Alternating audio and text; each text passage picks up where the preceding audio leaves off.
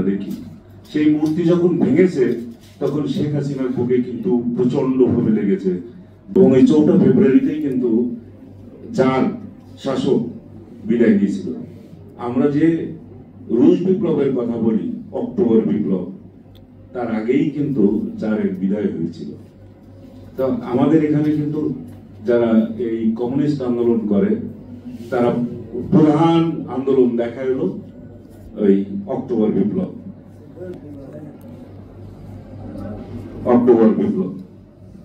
তো সেই অক্টোবর বিপ্লব সেটা হওয়ার পরেও তারা কিন্তু ওই সমাজতন্ত্র দীর্ঘ প্রক্রিয়ার মধ্য দিয়ে তাদের একটা পর্যায়ে আসছে, যদিও টেকে নাই। 80-র দশকের শেষ প্রান্তে এসে সেই সমাজতন্ত্রের পতন ঘটেছে। শুধু পতন ঘটে নাই, ওই আন্দোলনের যিনি নেতা ছিলেন লেনিন, মস্কোর রাজপথে লেনিনের বিশাল বিশাল মূর্তি ছিল। যেমন মূর্তি শেখ মুজিবের মূর্তি ছিল, আমাদের দৃষ্টির সীমার মধ্যে 3-4টা মূর্তি আমরা দেখি। সেই মূর্তি যখন ভেঙেছে তখন শেখ হাসিনার বুকে কিন্তু প্রচন্ড ভাবে লেগেছে যে বাংলাদেশের মানুষের জন্য কি আমার বাবা কিছু করে নাই? আমার বাবা বাংলাদেশের স্বাধীনতা এনে দিয়েছে, আর আমি তো দেশকে উন্নত করছি।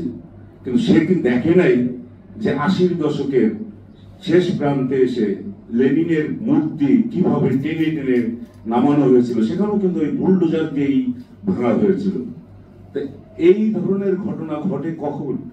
যখন এই এক একটা রাষ্ট্র যন্ত্র বা সরকার জনগণের উপরে চেপে বসে, জনগণের বাক স্বাধীনতাকে হরণ করে, তখনই কিন্তু এই ঘটনাগুলো ঘটে। আমরা শুধু চোখের সামনে দেখি ফ্যাসিস্ট কাকে বলে, সেই ফ্যাসিস্ট আমরা দেখি শুধুমাত্র ফ্রান্সের মুসোলিনিকেই আমরা ফ্যাসিস্ট হিসেবে দেখি, আমরা দেখি জার্মানির হিটলারকে দেখি। কিন্তু আমরা আরো যে সমস্ত ফ্যাসিবাদী কায়দে আসে, মুসোলিনির তো লাশ খুঁজে পাওয়া যায়নি। প্রথমত তাকে ধরা হয়েছিল, এমন ভাবে ধরে তাকে উল্টা করে কিন্তু পিটিয়ে তাকে মারা হয়েছিল।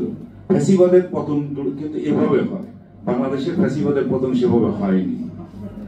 আমরা ফ্যাসিবাদের পতন দেখেছি, কিন্তু রোমানিয়ার সসেস্কো, নিকোলাই সসেস্কো তার পুরো পরিবারকে কিন্তু সেখানেও পূর্ব ইউরোপের সমাজতন্ত্রের পতন ঘটেছিল ওইভাবে।